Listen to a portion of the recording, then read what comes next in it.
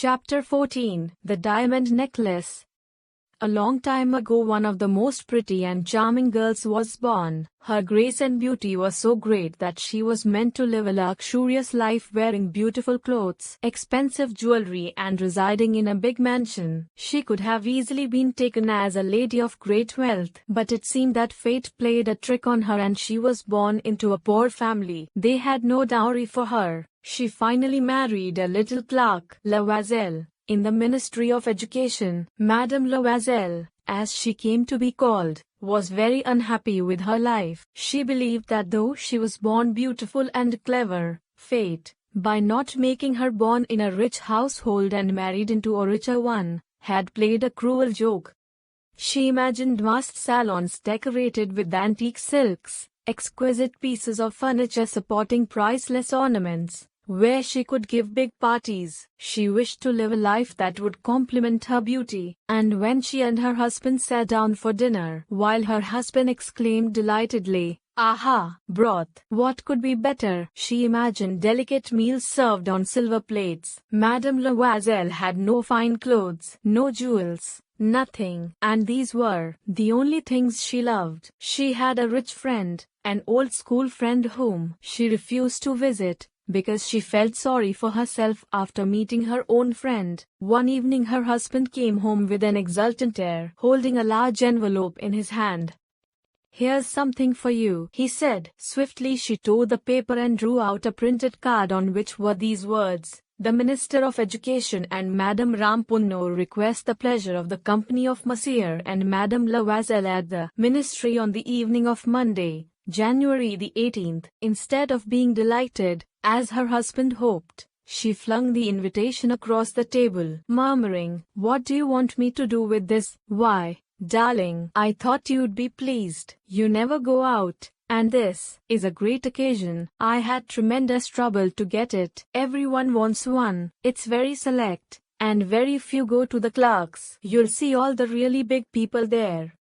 She looked at him out of furious eyes, and said, "And what do you suppose I am to wear at such an affair?" He stammered, "Why, the dress you go to the theatre in. It looks very nice to me." Madame Loisel started to cry. "What's the matter with you?" he asked hesitantly. She replied, "Nothing, only I can't go to this party as I don't have anything to wear." The husband was heartbroken. "Look here, Mathilde," he persisted, "how much would a nice but simple dress cost?" She thought for several seconds, thinking how much money she could make her husband give her without refusing. At last she replied, "I don't know exactly, but I think I could do it with 400 francs.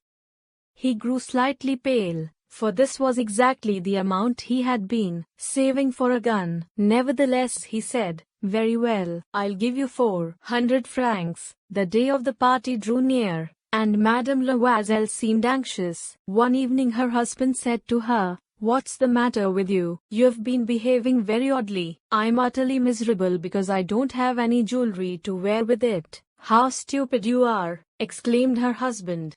"Go and see Madame Forestier, your friends, and ask her to lend you some jewels. You know her quite well enough for that." She exclaimed, "That's true. I never thought of it." Next day she went to see her friend and told her trouble.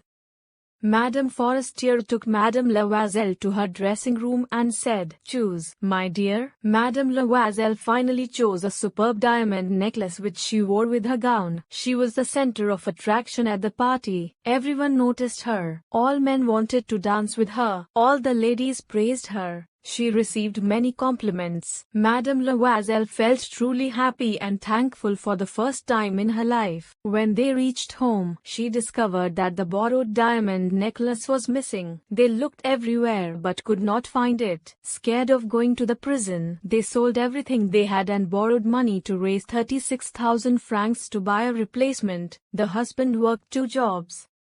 They shifted to a smaller house, and Madame Loisel, who had dreams of a luxurious life, had to do her own work. She came to know what abject poverty meant. In 10 years they were able to pay back all the money they had borrowed. By then she lost all her beauty and looked older. What would have happened if she had never lost those jewels? Who knows? Who knows? How strange life is! How fickle, how little is needed to ruin or to save. One day she saw her old friend Madame Forestier walking with her daughter. She was still beautiful and graceful. Madame Loisel decided to go and meet her friend and tell her about what happened. Good morning, Jeanne. The other did not recognize her. I am Mathilde Loisel.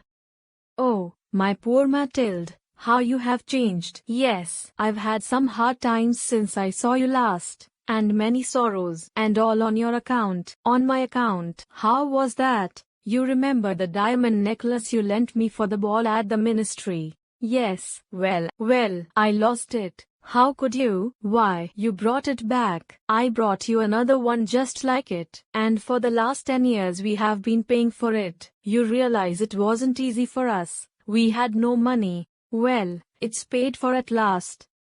Madame Forestier had halted. You say you bought a diamond necklace to replace mine? And she smiled in proud and innocent happiness. Madame Forestier, deeply moved, took her 2 hands. Oh, my poor Mathilde, but mine was an imitation. It was worth at the very most 500 francs.